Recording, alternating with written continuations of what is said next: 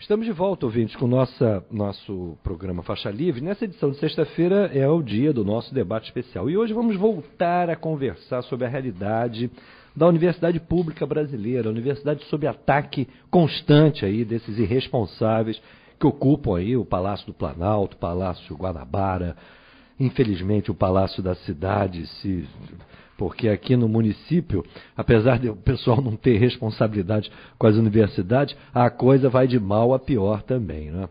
Basta ver a situação aí das organizações sociais que deveriam cuidar da saúde, todas em problemas seríssimos. E hoje, para a discussão dessa realidade da Universidade Pública, necessidade da sua defesa, recebemos aqui o dirigente da Associação de Servidores e Docentes da UERJ, o professor Dário Souza e Silva. Professor Dário, bom dia. Bom dia. Sou representante da Associação Docentes. Os servidores têm uma outra representação. Me perdoe, a Associação dos Docentes da UERJ, me perdoe. Eu me confundi aqui com as do UERJ, esse S me levou ao equívoco. Você me perdoe. Professor Dário, muito obrigado pela sua presença aqui conosco. Junto com o professor Dário, o professor Luiz Eduardo da Costa, professor da UFRJ e dirigente da delegacia do Sindicato Andes aqui regional. É isso, né, Luiz Eduardo? Bom dia. Bom dia para você também. Eu estou agora de primeiro vice-presidente do Sindicato Nacional do Andes. E sou professor, sim, do UFRJ e já fui dirigente da Secretaria Regional aqui do Andes. Mas agora você está como dirigente do Sindicato Andes Nacional. Nacional, perfeito. Mesmo. E já era também, quando era da Secretaria Regional, a Secretaria Regional faz parte da Direção Nacional do Andes. Muito obrigado também pela sua presença. A você. E participando desse nosso debate, por via telefônica, eu até agradeço essa gentileza, a professora da UF, do Instituto Noroeste Fluminense, e representante também da Regional do Andes, aqui da região sudeste, a professora Lorene Figueiredo. Ela está na ponta da linha e vai participar conosco. Professora Lorene, bom dia. Bom dia, Paulo. Bom dia, Dário. Bom dia, camarada Luiz Acosta. Saudade.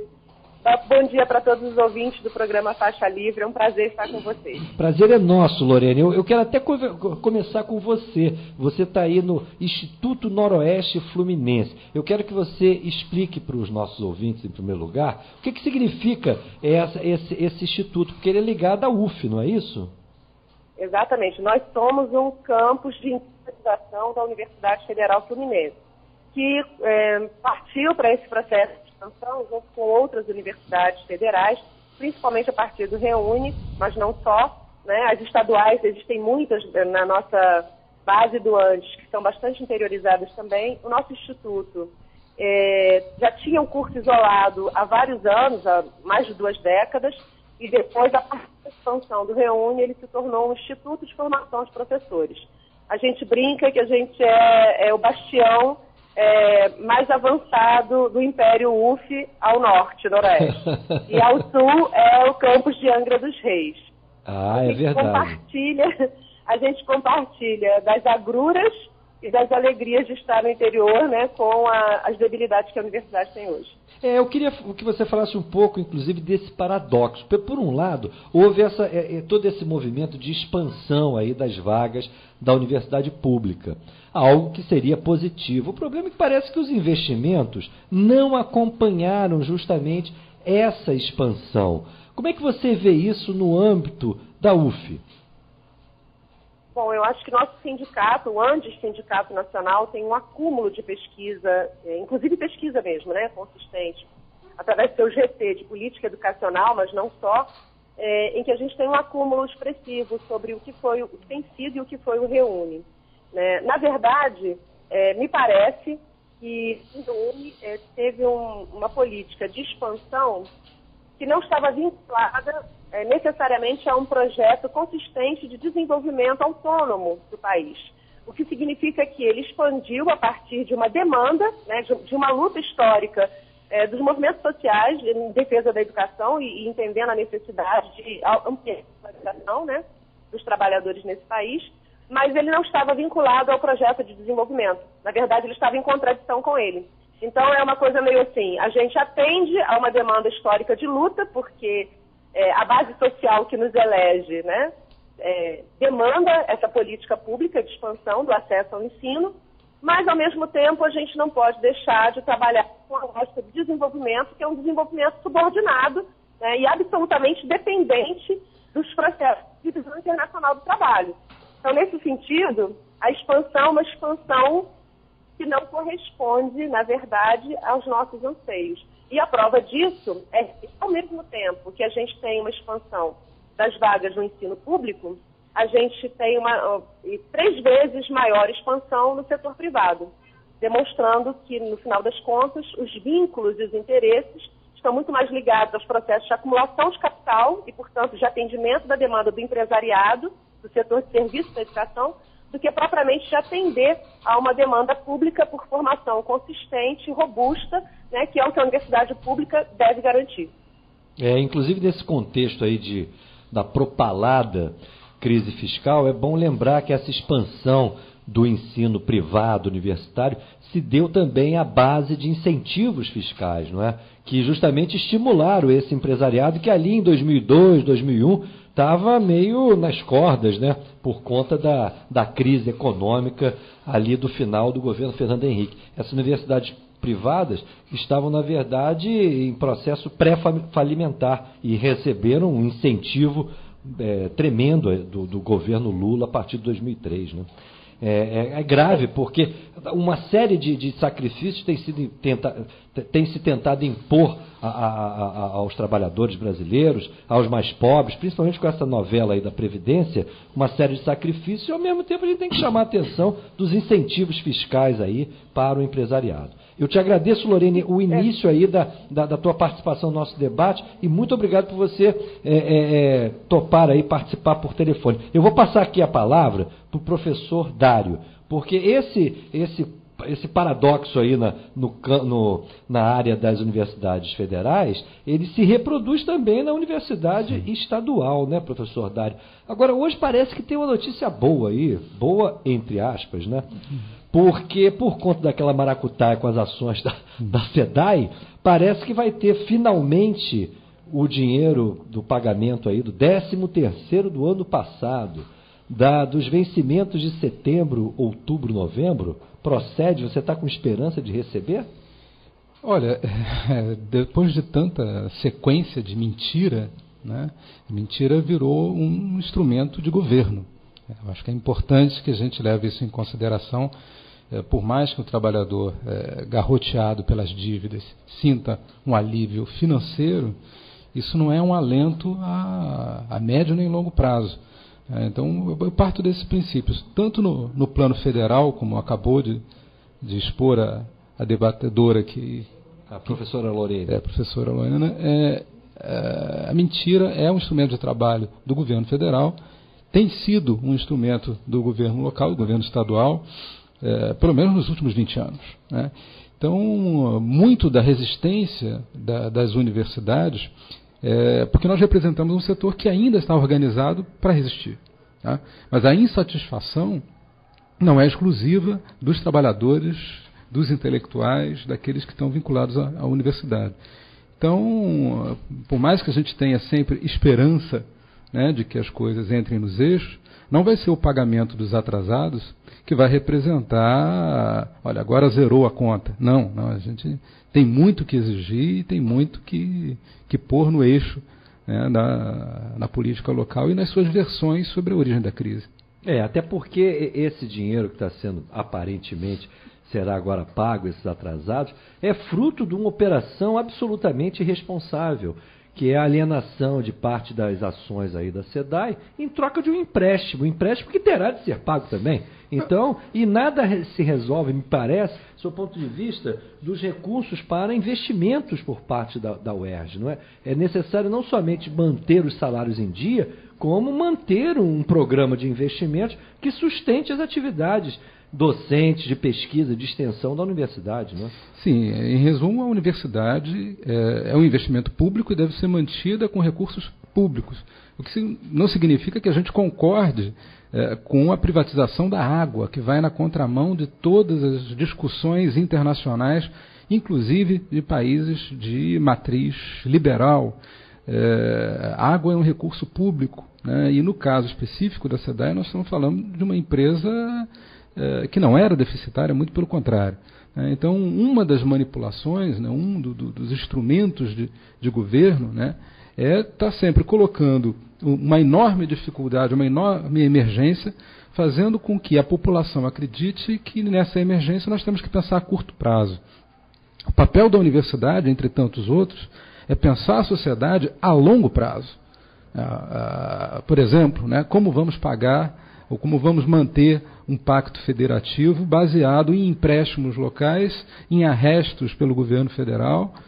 Isso é um clima de instabilidade constante. Nenhuma economia se desenvolve em clima de instabilidade constante. E essa instabilidade, na verdade, é um instrumento de chantagem do governo federal para aprovação dessas medidas aí de longo prazo e absolutamente lesivas ao interesse dos trabalhadores e do próprio país, como é o caso daquela PEC que congela por 20 anos os recursos aí que são fundamentais, são aqueles recursos que deveriam, na verdade, serem priorizados em investimentos em áreas como educação, saúde, habitação popular, saneamento, as áreas que, transporte público, as áreas que interessam a população. Na verdade é pior, né? A PEC não apenas congela, ela diz que o gasto de um ano não será superior ao do ano anterior. Como em termos absolutos esses gastos esses investimentos serão decrescentes, nós vamos ter uma significativa piora nesses setores a longo prazo. Nos últimos 10 minutos falando do governo, nós mencionamos pelo menos 3 crimes. Também é importante ter isso em mente. Nós temos no plano local e no plano federal gestões, né, que se definem pela margem da legalidade. Professor Luiz Eduardo Acosta, a situação do UFRJ, infelizmente, não é diferente dessa que a professora Lorene traçou em relação à UF e nem a que o professor Dário traçou em relação ao UERJ. Recentemente eu vi, inclusive, agora declarações do reitor Roberto Leia a respeito do corte de recursos em termos reais para 2018. O que você tem a falar sobre isso? Bom, antes poderia fazer uma pequena intervenção sobre a questão do 13º salário. Nós fizemos agora, publicamos uma matéria no nosso site do Andes, contando a história de como foi o 13º, não? Como foi que se chegou a conquistar o 13º, que é uma conquista relativamente recente, não? Dos anos 60. E aproveitamos para publicar aquela famosa capa de um jornal muito conhecido, dizendo da catástrofe que significava, do ponto de vista da economia nacional, o 13º. Queria mencionar essa capa de jornal, entende? Porque você hoje pode dar o nome do jornal, o jornal O Globo, a manchete do jornal O Globo. Isso, não queria dizer. Queremos demonizar a instituição no país do 13º salário. Seria a ruína da nossa economia. E digo isto porque agora há esse ataque mediático, não? Quando a gente coloca aumentos de salários ou a questão previdenciária, anunciando exatamente uma catástrofe econômica que não se confirmou, e muito pelo contrário, não? Hoje o pagamento do 13º é um momento que permite um certo crescimento econômico, uma vez que os trabalhadores, enfim, temos uma certa capacidade de consumo nesta final do ano, não? E solidariedade com os companheiros, com os professores e com os funcionários, em geral, aqui do estado do Rio de Janeiro, que só agora, se se cumpre essa promessa, vão conseguir receber o 13º do ano atrasado, do ano anterior, não? E está pendente, então, colocar em dia salários e o 13º, não, deste ano. Bom, a situação da UFRJ é mais ou menos semelhante à situação das outras universidades federais, não? É uma situação de carência de recursos para, principalmente o que está mais afetado neste momento são as atividades terceirizadas, não? Dos funcionários terceirizados, que a universidade tem tido enormes problemas e dificuldades para manter essas atividades de limpeza, vigilância, aí é onde se percebe as maiores dificuldades, não?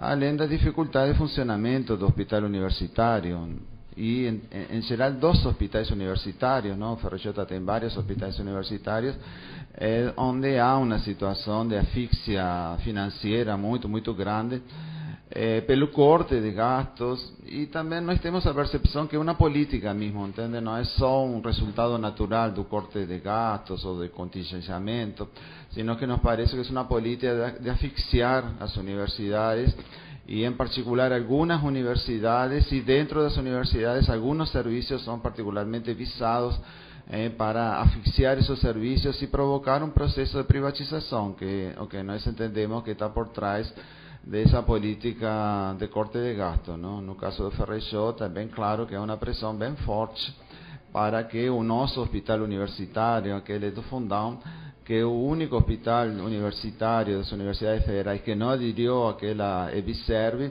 Foi o único hospital? É o único que é da única universidade federal que não alienou seu hospital, e há uma pressão muito forte, não, precisamente asfixiando a universidade, asfixiando o hospital universitário, para que o FRJ dê esse passo que não vai dar, esse passo de privatizar o hospital universitário, não, de levar o hospital universitário para a EBSERV, não. É uma política, deliberada, não, de pressionar as universidades para que privatizem determinadas áreas, que é uma política claramente deste governo, mas não só deste governo, uma política que já tem de longo prazo, não? Que já a EBSER foi da época da Dilma, não é? A invenção da EBSER, embora a concepção venha lá da dita reforma administrativa do senhor Bresser Pereira. É um projeto de classe, não é só um projeto de governo, não? É um projeto pelo qual o grande capital quer tomar o setor de serviços, não? A saúde, a educação, a previdência, não? É uma ofensiva forte para privatizar o setor de serviços. É a tal da mercantilização dos serviços públicos. É curioso porque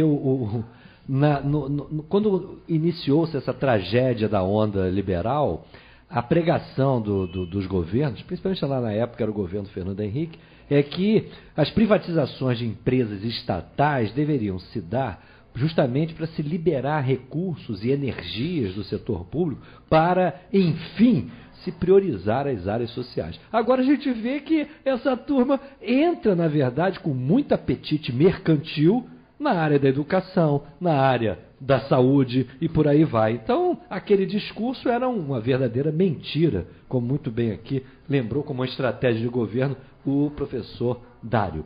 Lorena, você me escuta? Sim. Lorena, eu só estou te contatando pelo seguinte, nós vamos a um brevíssimo intervalo, mas na volta a gente continua aqui o nosso debate com você, com o professor Luiz Eduardo e com o professor Dário, tá legal? É 1 minutinho só de intervalo. Paulo. Vamos ao intervalo, a gente já volta já. Uma rádio forte. Uma programação inteligente. Bandeirantes 1360. Estamos apresentando Faixa Livre. Petróleo, eles estão de volta. No Brasil Colônia levaram nosso ouro e agora estão levando nosso petróleo e gás. Voltaram, não para pagar a conta ou pedir desculpas, mas porque agora querem o pré-sal. Portugal com a Petrogal, Espanha com a Repsol, Inglaterra com a BG Group, Holanda e Inglaterra com a Shell. Pelos leilões da ANP, as empresas estrangeiras já detêm metade do nosso petróleo. Reaja, o petróleo tem que ser nosso. Por um Brasil mais forte, justo e transparente. A sociedade não aceita mais uma administração pública ineficiente e que a corrupção e a ilegalidade fazem parte do dia a dia dos jornais. O Brasil precisa de moralidade e profissionalismo, de servidores públicos éticos e competentes. Precisamos acabar com o clientelismo e a terceirização nos órgãos públicos. Não é justo que o Brasil seja administrado por alguém que não foi eleito e nem fez concurso público. Quem passa num concurso público tem legitimidade e competência para ocupar esse espaço e ajudar a construir um Brasil melhor. São esses brasileiros os responsáveis pela defesa do interesse nacional, fiscalizando os agentes públicos e privados, elaborando políticas públicas e controlando o cumprimento da lei. Não podemos permitir o desmonte das carreiras de Estado em favor de interesses político-partidários. Valorizar o servidor concursado efetivo é preservar as liberdades democráticas e os direitos do cidadão. Movimento Nacional em Defesa do Estado Brasileiro.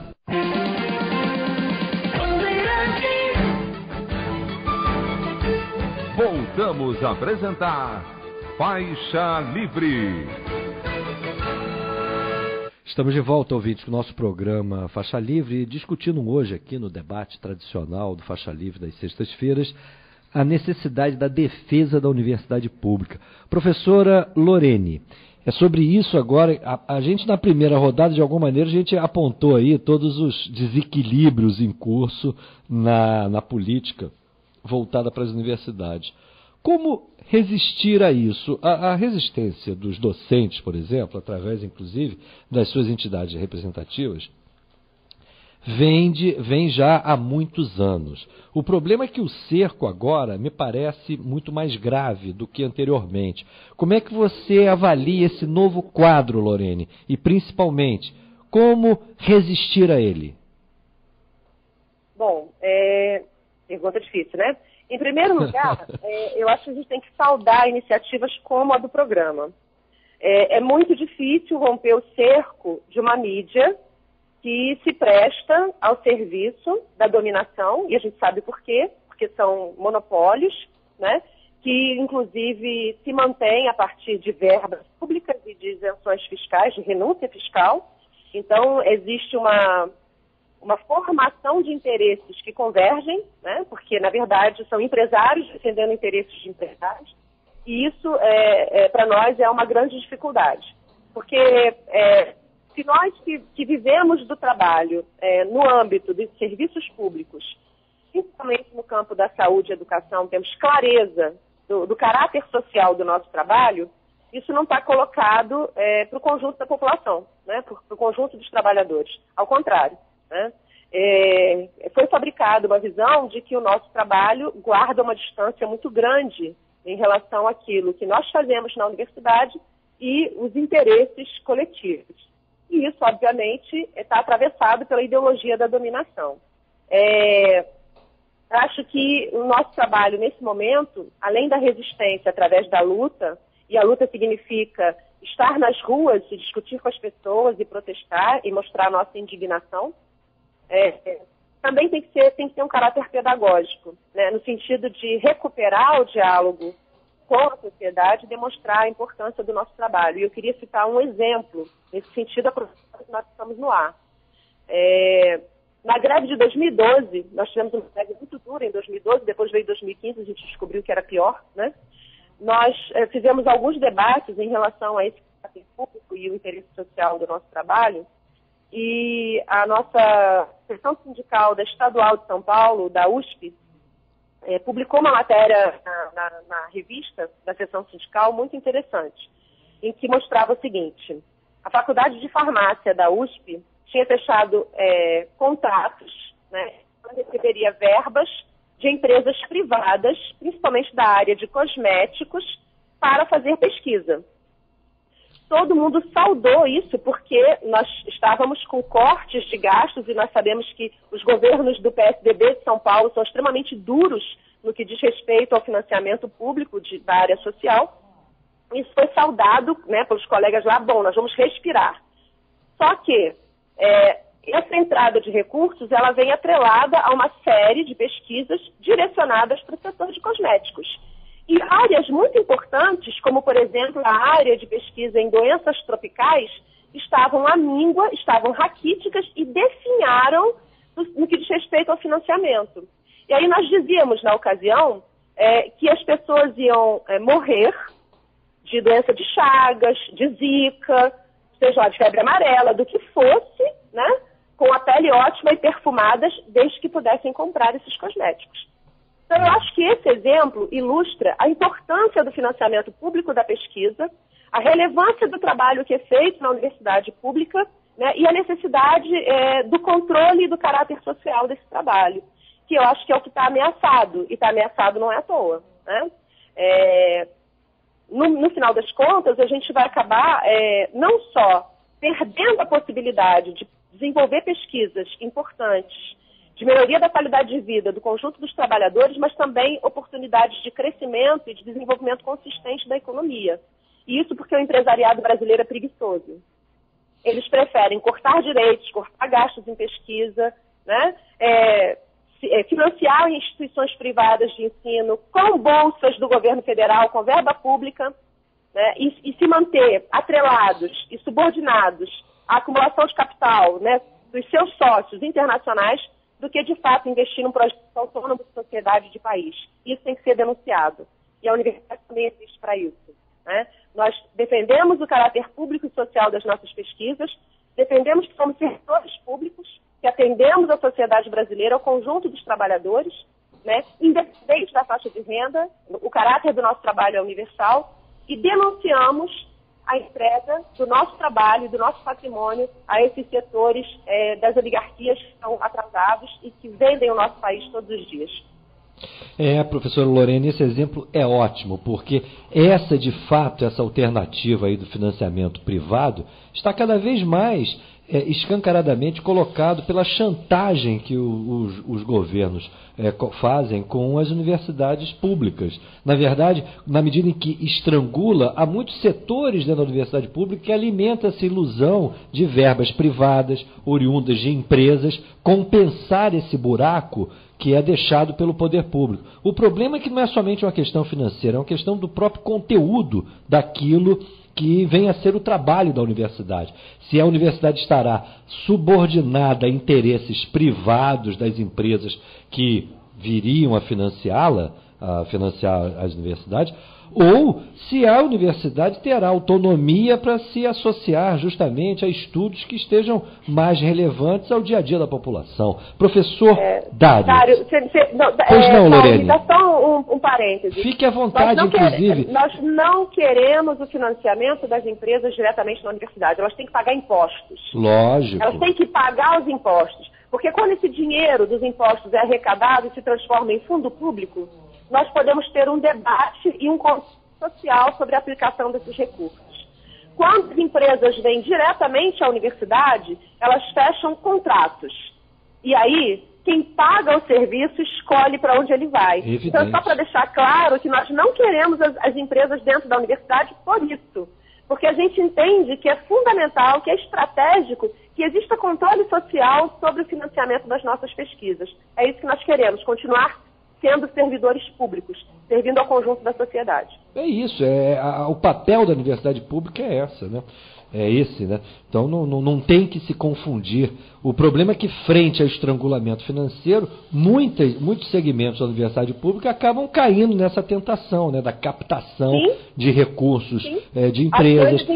E na cobrança de cursos, não é? Eu tenho conhecimento na UFRJ de determinadas institutos, faculdades que hoje operam com oferta de cursos regulares bancados pelos próprios alunos ou por empresas que colocam alunos ali dentro. Inclusive, me parece ilegal isso, né? Bem, agora, professor... Não é ilegal, né? Isso foi aprovado pelo Fernando Henrique Cardoso, é uma lei. É imoral, mas não é ilegal, infelizmente. E agora, inclusive, existe já novas normas recentes, independentemente do governo Fernando Henrique, que liberou ainda mais essa prerrogativa, né? Sim. É uma vergonha. Agora, Lorene, você fica à vontade aí para poder intervir aqui no debate na hora que você bem entender. Aliás, o recado serve também para o professor Luiz Eduardo e para o professor Dário.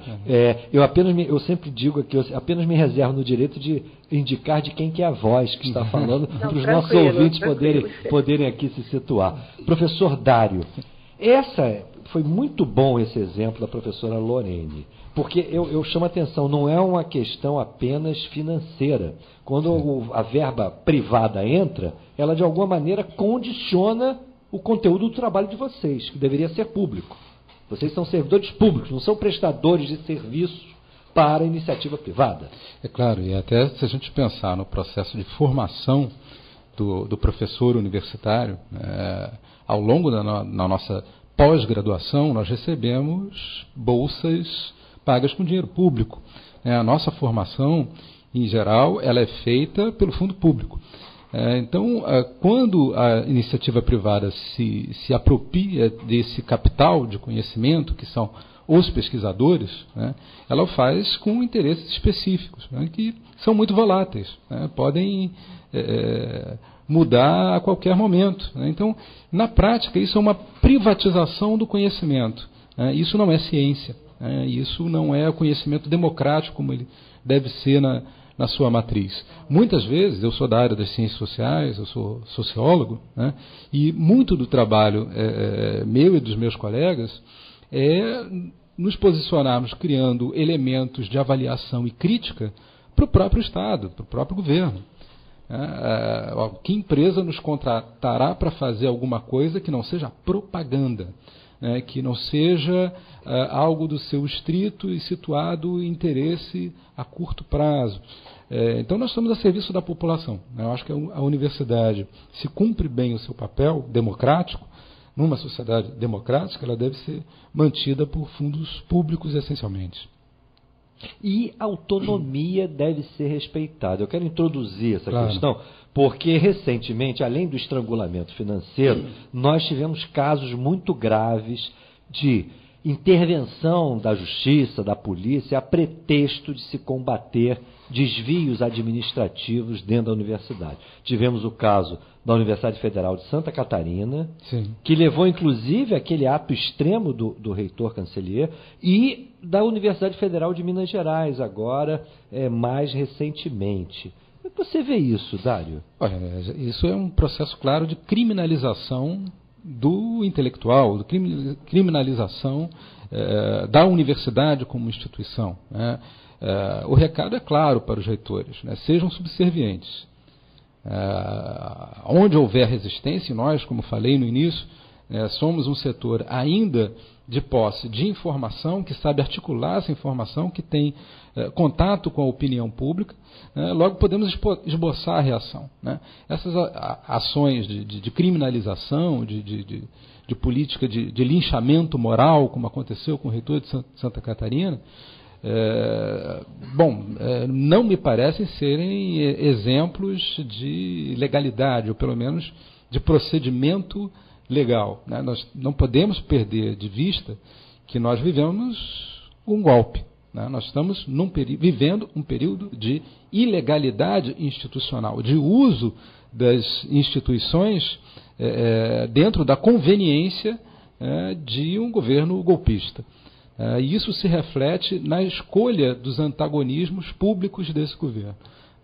Pelo contrário, eu acho que o fato de sermos criminalizados justamente nos qualifica para dialogar com a sociedade civil. É importante estar muito atento a como isso representa um atentado gravíssimo à democracia e como isso joga o Brasil, né, numa condição absolutamente apequenada no cenário internacional. Professor Luiz Eduardo, olha, o José Quirino, um ouvinte de Irajá, está nos acompanhando, ele diz assim: bom dia a todos. Como ex-aluno do UFRJ, me sinto indignado com a destruição desta importante instituição. A mercantilização das universidades públicas é crime de lesa pátria. Acho que o que nos resta é a luta nas ruas. Queria que você falasse um pouco isso. A gente pode dizer que existe um processo de destruição da UFRJ e principalmente uma mercantilização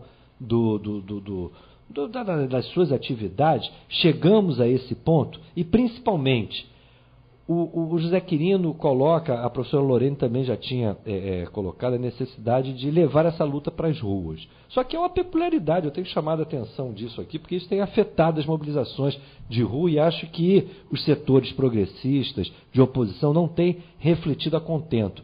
O problema é que de 2013 para cá virou uma aventura as manifestações de rua. A própria comunidade da UERJ foi quase que massacrada em um dos seus atos que promoveu ali no entorno da universidade. Mais de um caso, né? Teve mais de um caso gravíssimo. E é um verdadeiro risco, hoje em dia, manifestações, porque o direito da manifestação, o direito do protesto, não vem sendo respeitado. A polícia ataca de forma indiscriminada. No início ainda tinha aquele pretexto de black bloc, agora não tem nem mais black bloc e a selvageria continua em curso. Não, é bala de borracha em aposentado. Não, eu já vi, professor Dário, eu inclusive tomei a iniciativa de ir a um comandante da PM levar uma queixa. Eu vi um grupo de motociclistas atirando em estudantes do Instituto de Educação, meninas de saia, que estavam numa rua interna do centro da cidade, fugindo da intensa repressão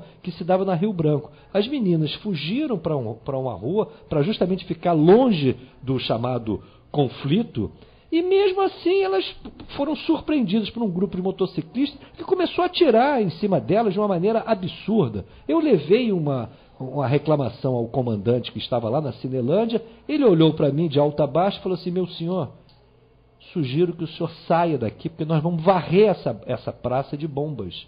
É isso, um criminoso, tenente-coronel Cavalcante. Eu até quis ir numa delegacia da parte desse indivíduo, mas fui desestimulado por alguns advogados que falaram que não ia adiantar nada, porque está tudo dominado. Mas, de qualquer maneira, a gente tem que saber como é que a gente reage a uma situação como essa. Tanto da repressão, como também dessa questão relativa ao processo de destruição e mercantilização da universidade. Luiz Eduardo. Bom, efectivamente, não há uma banalização da repressão a todas as manifestações. Qualquer manifestação, incluso aquelas que são pequeninas, a polícia aproveita já para reprimir e com isso intimidar, uma certa intimidação permanente, de tal forma de esvaziar qualquer tentativa de mobilização. Y efectivamente hay un proceso de mercantilización y de privatización de las universidades. Es una privatización, nos decimos, no clásica. No es que las universidades, bueno, capaz que se llega, ¿no?, hasta vender una universidad, ¿no? Mas na verdade é uma privatização a través desse mecanismo das fundações, ese mecanismo da terceirização, que incluso agora, ¿no?, con las mudanças trabalhistas, está habilitada, ¿no?, una terceirização salvaje, ¿no?, de todas as atividades, inclusive, ¿por qué no?, das próprias atividades docentes, ¿no? E há no Congresso incluso 2 projetos de lei, ¿no?, da criação dos chamados fundos patrimoniais, que seriam um mecanismo de financiação privada das universidades públicas. Incluso uno de esos proyectos no es só para as universidades, ¿no? Cualquier actividad de servicio público podría ser financiada con ese mecanismo dos fondos patrimoniais, ¿no? Que es un dinero de algún empresario, en fin, de algún grande capitalista que quiere hacer una doación para las universidades, dinero aplicado en aplicaciones financieras, y con los resultados de aplicaciones financieras se financiarían algunas actividades de universidades. Entonces, há un proceso de privatización que es real, que no comenzó agora, ainda que agora se acentuou, mas um processo de longa duração de privatização das universidades e do setor de educação como um todo. E que nós temos feito, entende? Porque, claro, não acontece sem resistência este processo de privatização e mercantilização. Eu queria chamar a atenção, por exemplo, nós fizemos na UERJ, o dia 19 de outubro, o Andes lançou a Frente Nacional em Defesa das Instituições de ensino superior públicas, y fue una frente amplia o una frente grande, no fue una frente solo de movimientos izquierdistas, diríamos así, ¿no?, como a veces se quiere descualificar algunas movilizaciones. Ahí estaba a UNI, estaban as centrais sindicais, a CTV, a CUT, rectores, varios rectores vieron a saudar ese acto, y nuestra idea incluso es crear esas frentes en defensa de las instituciones de ensino superior en todos los estados. Aí, esse mesmo dia, fizemos uma passeata aí no Maracanã, e a polícia veio exatamente a reprimir isso. Mesmo assim, a passeata continuou, porque nós também temos aprendido aos poucos a nos defender e a não recuar em essas agressões que nós somos objeto. Veio uma agressão, parecia que aí a passeata terminava, acabava de começar, mas não, a gente conseguiu se reorganizar e conseguimos fazer a passeata tal como tínhamos pensado. Então, assim, nós estamos nos movilizando, construindo frentes amplias para defender defender as instituições públicas, e em particular, neste caso, para defender as universidades públicas, tanto as universidades federais como as estaduais. As estaduais são as que estão hoje sendo mais atacadas, parece ser um laboratório, não? A situação das estaduais, e particularmente Rio de Janeiro parece ter se tornando um grande laboratório, não? Da ofensiva para privatizar as universidades, e nós temos respondido com nossas forças, claro, para enfrentar este ataque. E é verdade, há uma situação de anormalidade institucional que facilita, ¿no?, una especie de estado de excepción que estamos viviendo ya hace algunos años, que facilita esas atitudes. Y hay también un movimiento conservador, esa ofensiva conservadora, da escola sin partido, que agora está atacando também as universidades, está cercenando a liberdade acadêmica com esses episódios que você mencionou da Universidade de Santa Catarina, Minas Gerais. Tem um caso também bem importante em Ouro Preto, não? Um professor, uma equipe de pesquisa foi levado a depor, foi encaminhado à justiça, porque um grupo de pesquisa marxista, não? Se chama Liga dos Comunistas. Aí essa equipe foi levado à polícia para dar explicações. Na verdade foi proibido realizar atividades de extensão já faz 2 ou 3 anos, em 2013 já foi proibido realizar atividades de extensão, e agora foi novamente chamado na justiça, porque a justiça suspeita que o professor continuava desenvolvendo as atividades que tinham sido proibidas. Então, mas essa linha de extensão foi proibida pela justiça? Sim. Foi um projeto de extensão. Lorene? Por um juiz do Maranhão. Mas que acolheu a denúncia. Mas o suposto crime não era em Minas Gerais? Não era em Ouro Preto o suposto crime? Como é que o juiz maranhense ele intervém numa situação como essa? Ele chegou antes daquele de Curitiba. Luiz, a gente percebe que a direita se articula muito bem, né? Que coisa, gente. Eu não sabia dessa história, sabe? Importante essa denúncia de vocês. É um ataque à liberdade acadêmica, não? Autonomia em um sentido do financiamento das universidades, enfim, mas é autonomia didático-pedagógica, não? Que é necessária para que se possa produzir conhecimento que não seja um conhecimento atrelado a interesses comerciais, mas também a interesses políticos, a interesses religiosos, enfim, não? É a defesa da liberdade acadêmica, que é uma defesa que vem de longe atrás. No ano próximo nós vamos a comemorar os 100 anos da Reforma de Córdoba, não? E uma das palavras de ordem exatamente da Reforma de Córdoba era a chamada liberdade acadêmica, não? Que é essa liberdade que hoje também está sendo atacada por esses movimentos de escolas sem partido, não? Foi bom você tocar, professor Lorene? Sim, eu tenho que ressaltar que o que nós estamos defendendo é que a universidade seja um espaço da pluralidade de ideias. O que está por trás desse tipo de perseguição é a naturalização de uma forma de ver o mundo, que é a forma liberal, e a criminalização de qualquer perspectiva de crítica a esta forma. O princípio da democracia, e portanto um princípio republicano defendido pelos empresários e pela burguesia desde o século XVIII, é justamente a liberdade do debate e do contraditório. Isso é uma pauta iluminista. Isso não somos nem os marxistas. Opa, houve algum problema ou interrupção aqui na ligação com a professora Lorene. Eu vou aproveitar e fazer um intervalo. Na volta a gente retoma o contato com a professora Lorene e esse debate, inclusive, discutindo a questão da autonomia. Temos dúvidas, inclusive, entre os nossos ouvintes. É importante que os nossos ouvintes se manifestem, porque nos permite aqui, nos dá a oportunidade de debater, de melhor esclarecer. Vamos ao nosso intervalo. Na volta a gente contempla aqui os nossos ouvintes, inclusive os seus questionamentos. Já estaremos de volta. Estamos apresentando Faixa Livre. Você, ouvinte do programa Faixa Livre, pode ajudá-lo a mantê-lo no ar.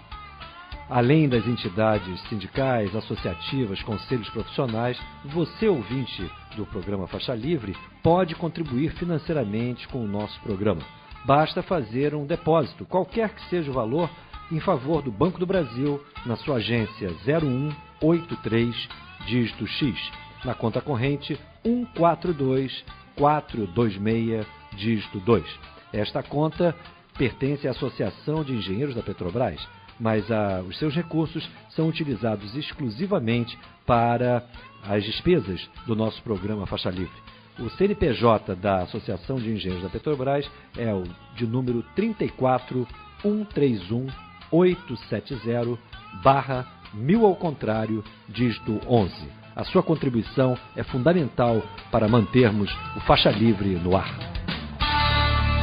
Cidadãos brasileiros, o governo Temer caminha a passos largos rumo ao neoliberalismo, com as suas políticas de entreguismo do patrimônio público aos grandes empresários apadrinhados e multinacionais, bem como o sucateamento e o desmonte dos serviços públicos essenciais à população. O coroamento dessas medidas impopulares será a mudança do Palácio do Trabalho em 15 de fevereiro de 2018 para o remendado Palácio das Ruínas, com a entrega total do prédio pelo acovardado ministro do Trabalho para o Tribunal Regional do Trabalho da Primeira Região, prejudicando os cidadãos do estado do Rio de Janeiro. Diga não ao despejo da Superintendência Regional do Trabalho do Rio de Janeiro. Resistir e lutar é o nosso lema. Unidos e participativos, não seremos vencidos. A Delegacia Sindical do Sindicato Nacional dos Auditores Fiscais do Trabalho no Estado do Rio de Janeiro pede o apoio de cada trabalhador brasileiro nesta luta que é de todos nós.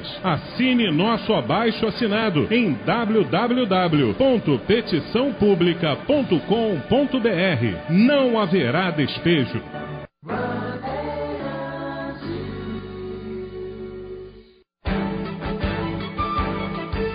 Voltamos a apresentar Faixa Livre. Estamos de volta, ouvintes, com o nosso debate aqui da sexta-feira do Faixa Livre hoje, abordando a necessidade da defesa da universidade pública no Brasil. Aqui com os professores Dário Souza e Silva, da Associação de Docentes da UERJ, com o professor Luiz Eduardo Acosta, da UFRJ, ele que também é dirigente do Sindicato Andes, e a professora Lorene, lá do Instituto Noroeste Fluminense, campus avançado da UF no Noroeste Fluminense. Professora Lorene, você me escuta? Sim. Não, é porque no final da sua intervenção houve uma interrupção na nossa ligação aqui. Eu aproveitei e fiz um intervalo. Mas eu vou lhe transmitir um questionamento aqui do nosso ouvinte, Wellington Trota. Ele, inclusive, se dirige a mim, mas eu vou transmitir essa questão que ele levanta para você. Ele diz: prezado passarinho, bom dia. Bom dia para você também, Wellington. Ele diz: perdão se serei antipático, mas o grito que os trabalhadores estão dando contra a reforma previdenciária temerária é porque os afeta sensivelmente. Mas caso esta contra-reforma afetasse somente os trabalhadores da iniciativa privada, creio que eles nos deixariam sozinhos. Em muitos casos, o emprego público é um repasse de benefícios aos estratos da classe média. Passarinho, você é uma exceção, e estudei em todos os níveis na universidade pública. Ao povo brasileiro devo minha formação. Contudo, creio que ela ainda não é pública, porque exclui a grande massa do nosso povo. Como é que você vê essa questão levantada aqui pelo Wellington? Eu só não entendi essa exceção que ele confere a mim. Eu não sei se é por conta da minha posição política ou outra coisa. Mas como é que você vê? Ele parece que está associando um emprego público a, vamos dizer, uma camada de alguma maneira privilegiada da sociedade. Vamos nós. Em primeiro lugar, eu quero agradecer a reflexão do Wellington, porque eu acho que ela nos ajuda a pensar a discussão que a gente está fazendo aqui, né? Quero dizer que os meus pais só tiveram como formação o primeiro grau, o antigo primeiro grau, então eles só estudaram até a 8ª série, atual 9º ano, e o eu ter me tornado uma professora, doutora, né, professora numa universidade pública federal, se deve exclusivamente ao esforço de manter a universidade pública e a escola pública em funcionamento. Então, em primeiro lugar, eu tenho uma enorme gratidão aos mestres, aos professores que me formaram, porque para mim, isso foi a diferença, né, de poder olhar para o mundo a partir de uma outra perspectiva. E acho que isso é algo que é muito importante. Em relação à reforma da Previdência, eu acho que o Wellington está trazendo um elemento que é muito importante, que é a necessidade da unidade da classe trabalhadora, que é algo que é muito difícil de construir mesmo, né? O conjunto dos empresários, eles sabem o que eles têm a perder e eles têm os mecanismos de dominação. Nós temos que lidar com a alienação, com os ataques do empresariado e temos que lidar também com a divisão dentro da nossa própria classe, das várias frações. E eu vou dar um exemplo importante.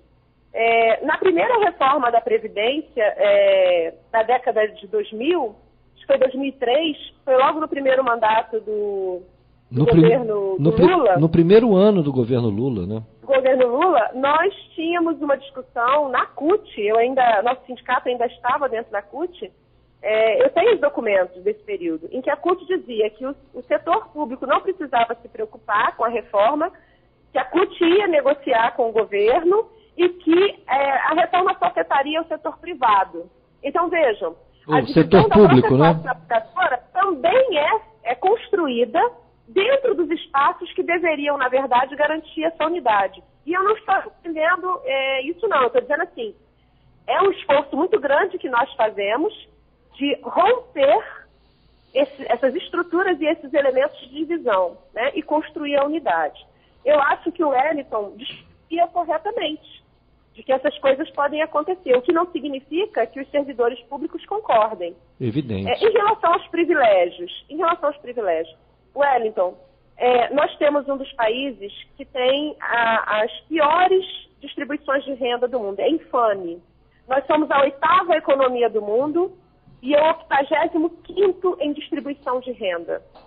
Nós temos, dentro da mesma cidade, que é o Rio de Janeiro, uma realidade de miséria, de pobreza, semelhante à África subsaariana, a Biafra, aos lugares que vocês nem se lembram mais que existem, né? E temos IDH no Leblon, semelhante ao da Suíça e da Suécia. Então, o problema não é o servidor público que carrega privilégio. O problema é a distribuição de renda infame que existe nesse país. E que é feita dessa forma justamente para sustentar os ganhos e os privilégios dos empresários, que nós já começamos aqui falando, das renúncias fiscais, dos benefícios que eles recebem, uma casta, né, da cúpula do governo, que é a casta dos juízes, a casta do legislativo, né, as camadas mais elevadas, às custas do sacrifício do nosso povo. E eu queria finalizar a minha fala dizendo que vamos pensar o seguinte, não vamos pensar no juiz, porque pensar no juiz é fratura exposta. Vamos pensar no enfermeiro, que ganha um salário miserável, que tem um hospital público administrado por uma OS, que é uma empresa privada, que tem que trabalhar, às vezes, virando 2, 3 plantões em hospitais diferentes para atender as necessidades básicas de renda da sua família.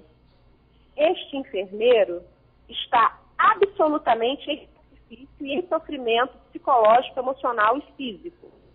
E não existe meio dele atender adequadamente, com qualidade humana. Eu não estou falando de infraestrutura, é humana. É do trato empático, do olho no olho, do afeto, da atenção, do acolhimento. Ele não tem condição emocional de atender bem o trabalhador que chega no hospital público. Então, a defesa da qualidade do serviço público que é prestado ao conjunto dos trabalhadores passa necessariamente pelas condições de trabalho do servidor público. Eu não tenho condição na educação básica de trabalhar em 3 escolas, tendo 12 turmas, cada uma com 40, 50 alunos, sendo professora de história, e corrigir provas abertas. Os meus alunos não vão escrever para eu ler, porque é impossível corrigir 800 provas trabalhando em 3 lugares diferentes, ainda dar conta das tarefas da minha casa. Ele vai marcar cruz e vai sair da escola pública escrevendo sapo com C cedilha, e a culpa vai ser minha, do professor, e não do sistema que produz a falência dos serviços públicos. Então, Wellington, eu quero te convidar a enxergar de uma outra perspectiva. O servidor público não é um privilegiado. É a miséria que é fabricada cotidianamente nesse país e a concentração de renda que produz esse tipo de visão. Mas vamos inverter isso. Vamos defender que todos nós que trabalhamos, que sustentamos esse país e que produzimos a 8ª economia do mundo, merecemos tratamento digno, de qualidade. E isso também passa pela garantia das condições de trabalho dos servidores públicos. Merecemos condições dignas de trabalho, todos nós trabalhadores. E de vida. O problema é que, considerando a nossa profunda desigualdade, muitas vezes para os super ricos, para aqueles que têm de fato a dominação da sociedade brasileira, é muito fácil jogar trabalhador contra trabalhador. O problema é que, ao fazer isso, eles desviam a atenção para a vida que leva o 1% mais rico, que se apropria de 25%, 28% da renda, dependendo aí dos estudos. Qualquer que seja o estudo, na verdade, o indicador aponta a incongruência de uma sociedade que faz com que todo o seu esforço de trabalho seja concentrado, 1/4 de todo o fruto do seu trabalho, numa casta absolutamente privilegiada. 1% da população. Agora, professor Dário, tem uma outra questão aqui do Marco de Niterói, muito importante, que diz o seguinte: se o financiamento privado para pesquisa nas universidades públicas acaba dirigindo a produção acadêmica para uma produção que não atende à sociedade como um todo, por outro lado, para ter o financiamento público, será preciso rever a autonomia que foi dada às universidades, porque às vezes o reitor poderá fazer o que quiser, baseado nessa autonomia, inclusive casos de corrupção, outros crimes que a sociedade começa a perceber. Ou seja, o Marcos, de alguma maneira, coloca aí uma contradição entre autonomia e respeito no financiamento público aos interesses, de fato, da sociedade. Eu entendo a dúvida do ouvinte, né, que me parece Marcos. Um pouco... O Marcos parece... partir de uma relação muito próxima entre autonomia e intransparência. Né? Isso é muito diferente, isso está muito distante. Né? Ou seja, temos que ter autonomia e transparência para existir o controle público. Exato. Né? Social. O reitor de uma universidade não é o imperador da universidade. Essa universidade tem um conselho formado por seus diferentes setores, inclusive os estudantes. Né? Ela tem fóruns que são públicos. O que se entende por autonomia, minimamente, eu acho que tem várias questões aí para a gente discutir publicamente e transparentemente a questão do que implica a autonomia universitária, mas ela não necessariamente tem a ver com isolamento e com licenciosidade para poder exercer corrupção. Né? O que acontece é que, nesse momento, vou falar o caso das universidades estaduais. Né? Ela passa o relatório dos seus gastos e esses gastos são pagos pelo governo estadual. A universidade ela não escolhe os seus fornecedores em última instância, né? Ela vem frequentemente sendo acusada de não moderar os seus gastos, né? Mas, na verdade, nós não temos autonomia, né, para organizar os nossos gastos. Então, além da questão dos gastos, a autonomia significa a universidade poder discutir com a sua comunidade, e nós, falar no caso da UERJ, né, o conjunto de servidores, professores, alunos e população atendida pela universidade é superior a muitos municípios. Né? Então, se trata de uma gestão de uma comunidade de recursos, de interesses, de possibilidades e de serviços muito grande. Né? Então, a primeira dúvida que eu gostaria de desfazer é essa. A autonomia não significa intransparência, tá certo? Significa justamente uma possibilidade de afirmação do compromisso público que a universidade tem. E gostaria de dizer também, toda vez que eu falo do exemplo da UERJ, eu estou estendendo essa condição que nós vivemos também às outras universidades estaduais do Rio de Janeiro, a Universidade do Norte Fluminense e a Estadual da Zona Oeste, que, embora de menor porte, vem sofrendo situações muito severas que a gente absolutamente não pode colocar no campo dos privilégios. Vocês estão falando com um servidor público que tem o privilégio de estar com salário atrasado há 3 meses. Então, é importante desconstruir nessa sociedade muito desigual, como foi tratado aqui, em que a desigualdade não é tratada como um problema da sociedade civil, é tratada como uma regra do jogo. Então, a gente tende a ler, de uma maneira geral, que aqueles que estão num determinado posto, numa determinada trincheira, são privilegiados em relação ao resto. O que nós queremos resgatar com a luta do Andes, com a luta das do UERJ, com a luta das universidades públicas de uma maneira geral, é que nós vivemos condições coletivas que afetam universalmente os brasileiros. Eu formo profissionais que vão atuar na iniciativa privada, que vão atuar no setor privado. Então Você é professor de quê? Eu sou professor de ciências sociais. Eu dou aula de teoria sociológica e metodologia de pesquisa. Eu formo professores para a rede privada, inclusive. Lógico. Então, nós não estamos desconectados. Quando eu falo para os meus alunos, olha, essa daqui é a versão oficial sobre um fato, sobre a perspectiva da classe dominante. Isso permite que ele desenvolva o seu raciocínio crítico. Não necessariamente a favor da minha posição, mas inclusive crítico em relação a ela. Inclusive isso é uma ilusão que o professor faz a cabeça do aluno. Muito pelo contrário. O professor, na verdade, se ele cumprir bem o seu papel, ele vai dar pistas para o aluno procurar o conhecimento. Essa que é a verdade. A universidade, eu queria... Do seu jeito. Eu queria sublinhar isso. A universidade é o lugar da diversidade. É o lugar onde você pode confrontar diferentes pontos de vista, diferentes estímulos intelectuais, diferentes soluções, e ela precisa ser autônoma para exercer essa diversidade, para incorporar, inclusive, pessoas de segmentos sociais diversos. Muitas vezes as pessoas entendem que o regime de cotas, por exemplo, é um privilégio para um setor da sociedade. Na verdade, ela tem um sentido de reparação à defasagem que essas pessoas têm com relação a receber, inclusive, serviços públicos. Nós atendemos uma população mais pobre, uma população segregada por cor, uma população que tem mais dificuldade.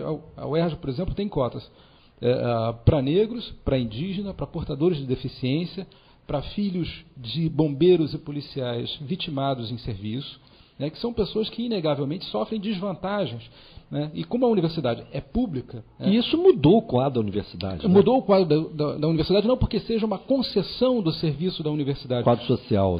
Mas porque nós, como comunidade, ganhamos com isso.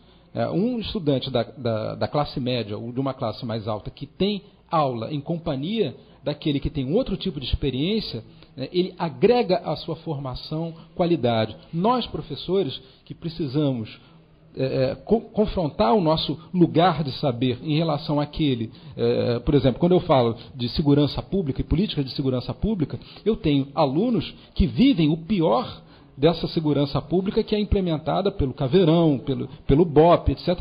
E isso relativiza, isso melhora a qualidade da universidade. Então é preciso ter autonomia para ter qualidade, inclusive, e com transparência. Olha, o José Quirino, ouvinte lá do Irajá, ele até ironiza aqui essa história. Ontem eu vi as explicações lá daquele Arthur Maia, o relator da contra-reforma da Previdência, e ele se utilizava muito desse expediente de jogar trabalhador contra trabalhador. Aí o José Quirino aqui de Irajá, ele ironiza. Ele pergunta assim, será que para deixar de ser privilegiado, o professor terá de se contentar com o salário mínimo proposto pelo golpista Temer? Parece que o patamar que eles querem, vamos dizer, nivelar todos os trabalhadores é na miséria, né? Será que a gente aceita isso? Será que isso é o melhor para a sociedade? Será que isso é melhor, inclusive, para o chamado mercado? Me parece que não, isso é um tiro no pé, né? Agora, Professor Luiz Eduardo, vou lhe deixar aqui numa banana, sabe por quê? Porque o nosso tempo está muito curto e eu, de alguma maneira, ia falar para você, e como é que você responderia aqui ao Marcos, ao Wellington Trota? Ou seja, o Wellington Trota chamou atenção aqui sobre essa questão da diferença dos trabalhadores e o Marcos ponderou sobre a questão da autonomia universitária. Só que você tem 1 minuto e meio. Por isso que eu falei, vou te deixar mal aqui, você me perdoe o meu mau jeito. Então, não, eu queria incluso acrescentar com esta questão dos privilégios. Nós temos aqui no Rio professores que são tutores de ensino à distância, que nem salário recebem uma bolsa, que não chega a ser nem sequer um salário mínimo. Então, não tem direitos trabalhistas, não tem 13º, não vão ter nenhum direito trabalhista. Então, as coisas são assim. Há privilégios no setor público, sim, no sistema político, no poder judiciário, há um teto de salário e tem, sim, um pequeno grupo de funcionários que são ligados principalmente ao poder judiciário, que tem salários que estão acima desse teto. Mas a massa dos funcionários públicos ganha bem precária, não? E há uma tendência incluso a precarizar ainda mais as condições de trabalho e de vida dos funcionários públicos.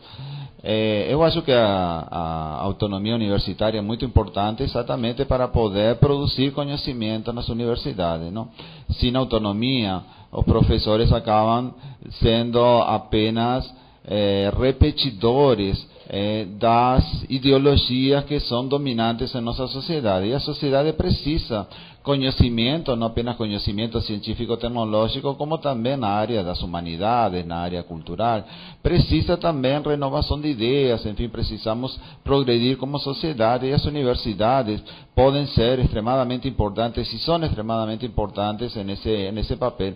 Por isso é uma luta centenária, entende? Não é uma luta que começou agora, a luta pela autonomia universitária faz parte, incluso quando as universidades surgiram na Idade Média, já surgiu essa necessidade de que as universidades precisam de autonomia para poder efetivamente produzir conhecimento que a sociedade precisa. E nós estamos hoje em dia ameaçados, mas também estamos na luta para enfrentar esses ataques, apesar da situação tão difícil que estamos atravessando. Não deixa de ser uma pequena vitória ter atrasado a votação da contrarreforma da Previdência para o ano próximo, e quem sabe no ano próximo nós conseguimos enfrentar com mais vigor e virar este jogo que neste momento está extremamente difícil. Queria agradecer então o convite, dar um abraço à minha companheira e amiga aí, Lorene, e agradecer esta oportunidade. Obrigado. Eu que te agradeço, Luiz Eduardo, muito obrigado por essa aula que você, junto com o professor Dário e a professora Lorene. Professor Lorene, o Camilo Mendes, lá da Cidade Nova, lhe elogia muito aqui pela sua participação aqui hoje no nosso programa, tá? Lhe dá parabéns aqui, Camilo Mendes, o nome dele. Que coisa boa. Muito obrigada. Posso então ir para as despedidas aqui? Oi?